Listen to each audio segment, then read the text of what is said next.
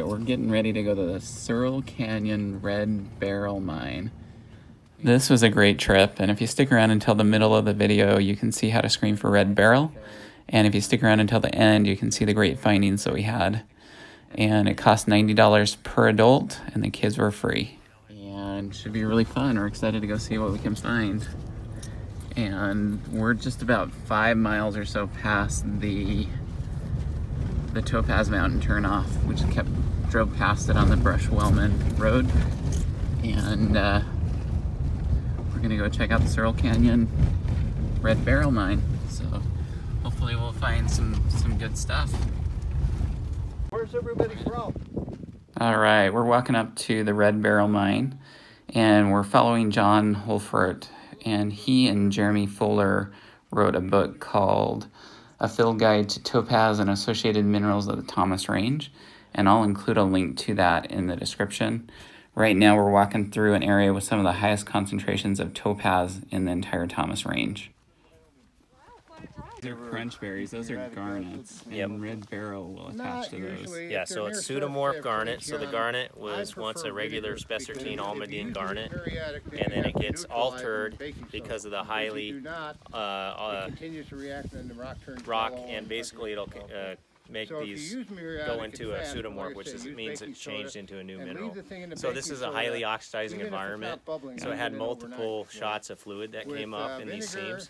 And so you had the garnet first, and then you had the beryl fluids that came up, and topaz fluids that came up that altered the garnet, since it's pretty rare to find. That's awesome.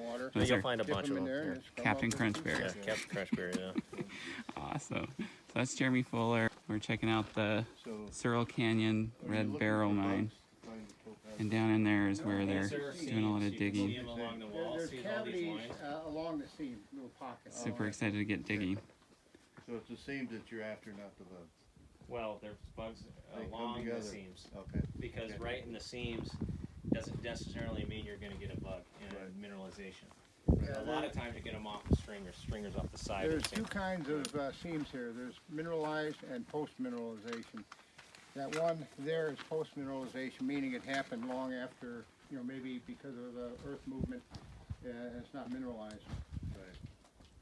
Or will fluoresce. Yeah, if you put it under shortwave, it'll fluoresce kind of a magenta color. Oh, cool. I just found a garnet, right? Garnetite? It was once spessartine. I found It's a once real garnet. topaz in the Now rock. it's got Bixbyite on it. Maybe if And I I clean it up, found I'll find some red beryl on there. I found Pretty one cool. I mean, you in may the or may rock. not.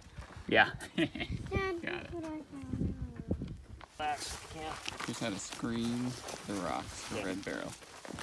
hold this screen. What you want to do? First, you want to take the big rocks. You want to look at them first. You go through the big rocks. It's like gold panning. Yeah, it's like gold panning. Get rid of the big rocks. You got to do big to small. So I just look at them, kind of roll them around in my fingers. I don't look super close at them, because if there's a beryl, it's more rare on the rock, first of all, and you don't want to spend too much time on it. You want to get to the more efficient material to look at. So right here, see, there's a topaz. Where are you putting all this? You gonna have a little container? Everybody forgets containers. You gonna hold it for now? Yeah, I'll hand you all these goodies. So any clear topaz? Yeah, we get clear topaz here. You get mostly sandy, but down the hill you get really good topaz, but you don't get beryl. Right. So we're after the beryl here. So the topaz is a bonus, basically. So if you want good topaz, I'll show you a good spot just down the hill Yeah, here. I'd like that actually. The kids would probably like it too, because they have a zone where there's amethyst too. So you get amethyst in the rock, and then you get topaz with the amethyst, because they're in amethyst cavities. Yeah, I'd like to see that. So I'll show you guys. Usually John shows people when you're walking up, because it's on the way up. But it's just right over the hump here. It's not very far. Let's find you a beryl though first. Oh, there's a beryl. You see it? See it? It's pretty obvious. Where is it? Right there. Yep. Bam, and it's got some glassy faces on it. Your first barrel, man. You want to show your dad on the camera? He's slightly colorblind. Oh, is he? Sometimes they still find them though. Yeah. Oh yeah. John's son's colorblind, and he finds them. He Like finds he's really good. Look for the shine. So you look for the shape too. So they're hexagonal, so they're six-sided. That's kind of exciting. Thank you. Nice job, man. Yeah, that's a nice one. See how pink beautiful. that is? So what's neat about that crystal is there's different types of crystals. So that's the one of the pinker ones. So beryl has iron in it. Red beryl has iron, and if it's in a hot spot, it becomes like that hot pink color, and that's because it burned out all the iron out of the beryl. So originally it was really red, and then it was in a super hot spot when it formed and burned all the iron out. So that's why it's pink. I call those hot pink barrels, and they're my favorite. So good job, good find. You're gonna want a container. You want maybe I got something for you. You got a bag? Yeah, put it in the bag. So otherwise you might drop it. You don't want to drop that one. No, that's the keeper. That's definitely That's a a keeper. big one. Yeah. No, They get bigger. I mean, our biggest one that we've got from here is 5/8 of an inch on an edge. You're kidding? No, That's huge. no, that's huge for a barrel. Oh my God. I mean, average, you're probably about 1/4 inch as an Right. average. But we've had them up to 5/8 of an inch. But first spin, first barrel. So how much have you gotten? What's the highest you've gotten out of a barrel? Price-wise. It's one of those three questions. Yeah, I mean, I sold one recently for over $3,000. Wow, But we've sold one for about, I think, 6,000. that's huge. Hammer by people there. Do they make jewelry out of it? Yeah, they make jewelry, but this was a mineral specimen type deal. It was a combination piece with it had topaz with the beryl, it had garnet, or it had garnet, pseudomorph, and it had Bixbyite. So it had Had all to of have been them. a great bug you got that. It had everything. All right, here's another crunchberry. Let's see. There's any beryl on it.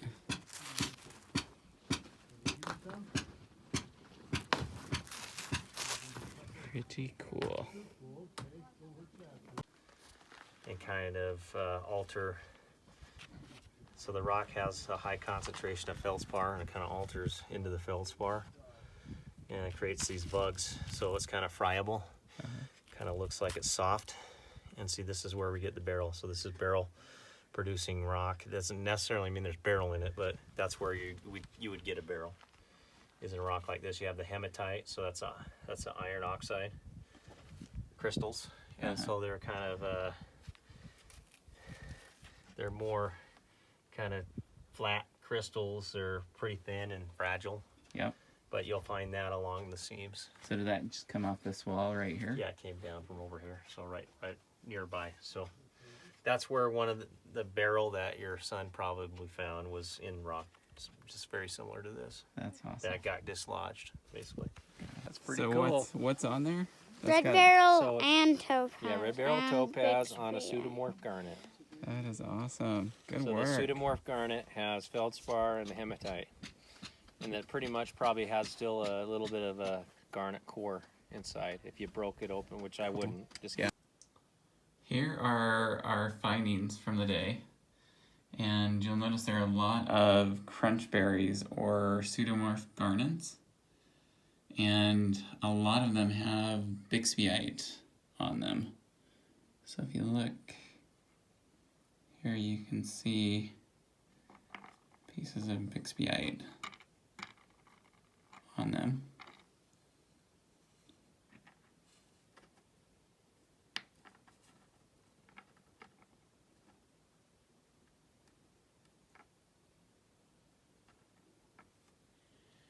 And then here is one that actually has a cluster of Bixbyite in it, along with some topaz.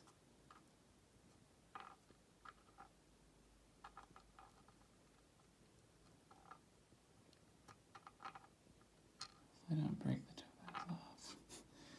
But, and then there is a piece of Bixbyite just by itself. And then over here are some pieces of topaz with red beryl on them.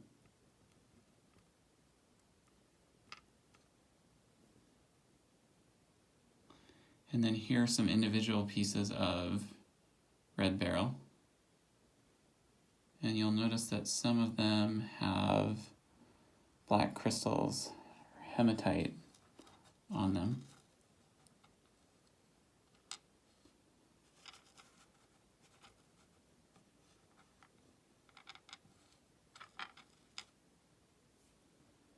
And then over here are some pieces of topaz with Bixbyite on them. So those are a few of our finds from our trip to Searle Canyon Red Beryl Mine. And if any of you would like a crunchberry, please like and subscribe.